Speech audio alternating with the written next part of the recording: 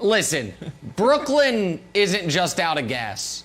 They ran out of gas a few miles ago. Kevin Durant admirably pushed the car trying to get it to the highway exit, but now he's heaving passed out on the side of the road. I didn't think Milwaukee played great last night, Brandon. I thought Middleton played great. I thought Giannis played pretty well. And I thought Brooklyn looked so exhausted and so spent.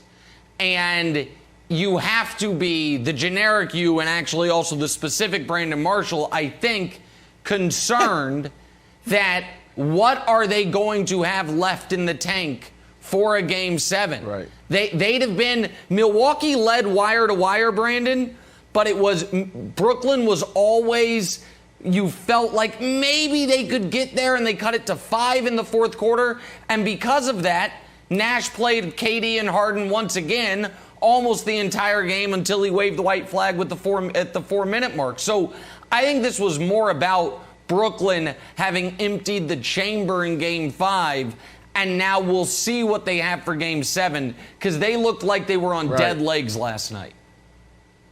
Yeah, the Bucks again shooting 21% from 3. They struggled in different areas, but you hit it on the head. Middleton was absolutely phenomenal. This dude looked like KD. The Nets, man, that was brutal to watch. I'm not going to lie to you. Watching that game, you just knew at any minute or any moment that team was going to take off. The Bucks taking off from the Nets. You had KD who did his job. Like, he didn't go over and beyond. He didn't overcompensate like he did the game before, but he did his job. He kept them in that game. James Harden actually contributed a little bit more, but James Harden need to get hot from 3. Obviously, he can't move the way he used to move because of that hamstring. He doesn't have that burst wilds, but he has to get hot from 3. He's creating space out there on the perimeter, and he just has to hit these shots. If he hits these shots and add just a little bit more, you may see them in control last night. And then moving forward in Game 7, you may see them in control. Joe Harris again. Joe Harris has turned himself into Ben Simmons. And I hate to say this, but that's what we're seeing. That's what we're witnessing right now. Joe is now 22 or missed 22 shots from 3. His last 27 shots from he missed 22 of his last 27 shots from the 3-point line. That is a problem. Joe, come on, man. You need to step up, and you need to help out, and you need to contribute. That is embarrassing. Yeah. When you're Joe Harris, you got to do a little bit more. You literally led the NBA in 3-point percentage, and now you're just disappearing. Yeah. Yeah, listen, there are a lot of LeBron fans out there that are saying to Kevin Durant fans, hey, have you met Kyle Korver? Because his name's Joe Harris, the league leader during the regular season in 3-point shooting. Oof. Come the playoffs, you rely on him, you get open shots, and nothing. And Wilds, what is interesting about Joe Harris is they needed from Joe Harris what Jeff Green gave them in Game 5.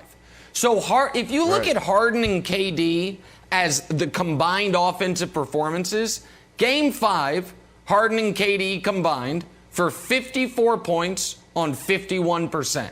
Last night they combined for 48 points on 51%. Now, granted, it came in very different fashions, but your two guys combined for about the same points on similar efficiencies. The difference was in Game 5, they had 18 assists combined because the other guys were hitting shots. Last night they had 10 assists, 11 turnovers combined. So it really was, Harden did enough scoring to offset that KD didn't have an all-time great game, but no one else from Brooklyn could give them anything. They had one bucket off the bench, same with Milwaukee, by the way, until the garbage time, and they just had no juice.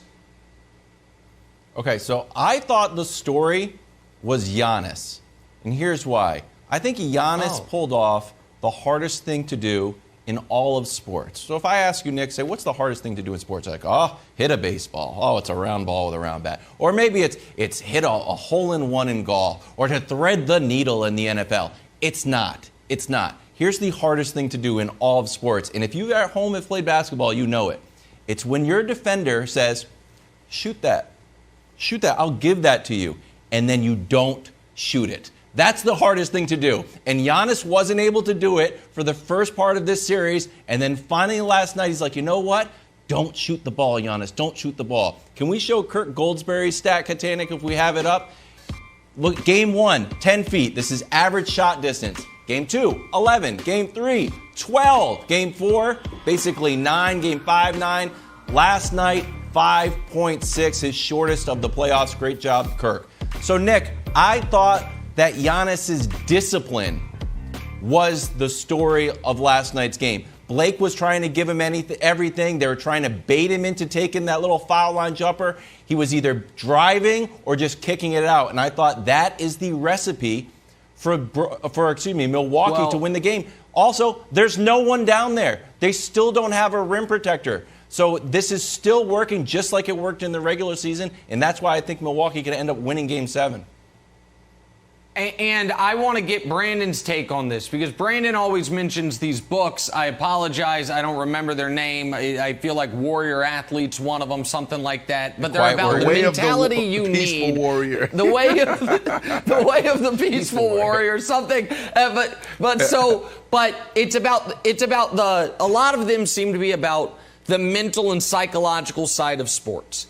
And Brandon, before these playoffs, Giannis had a fascinating press conference where one of the things he said, he's like, yeah, I can't promise you it's not going to be different than last year.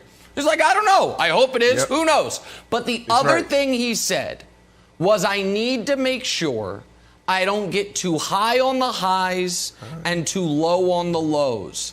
And what we've seen in this series, Brandon, is there have been 2 moments where Giannis should have been or would have been low. They were down by 49 in Game 2. They lost by 39 points, and they came back and won Game 3. And in Game 5, Giannis fumbled it away down the stretch. And now your season's on the brink, and KD lit you on fire, and he came back again. It really feels like he didn't let himself, Brandon, get too low with the lows, and now we hope after Game 6 he doesn't get too high with the highs. You can't do it. You know, like I always tell the younger guys, and one of the things I used to tell myself when I played, when we win or if I have a big game, don't hang from the rafters. You see guys do that all the time. Like they hit a game-winning shot in Game 7, closeout game, and then they're jumping all on the score or on the scorer's table, and then they're just celebrating. You can't do that every single moment, every single game. And when you lose, don't hang your head. You got to be even kill your entire career, and that is the hardest thing to do.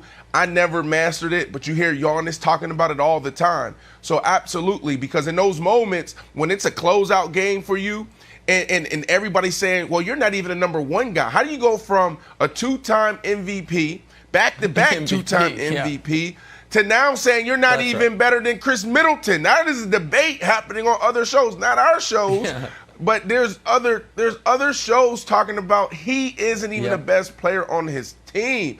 So that's when not getting too high, not get too low kicks in. I will say this, Wiles, before we go. You know, Nick, you brought up something as far as guys, you know, the Nets being spent.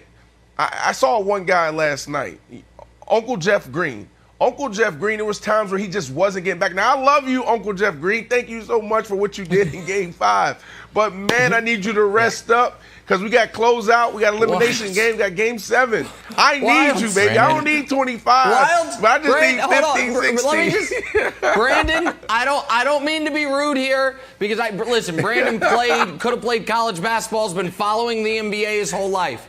But Brandon is getting his first taste of what we call the Jeff Green experience. Celtics fans got it. The Thunder got it.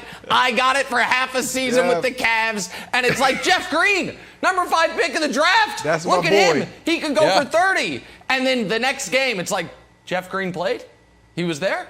Really? 28 minutes? Jeff, How? I love you. And so, we need you, baby. You just don't know, Wilds. Thanks for watching. Subscribe here to get the latest from the show. Also, be sure to check out more of the best clips from First Things First, or go watch a few segments from our other shows on FS1.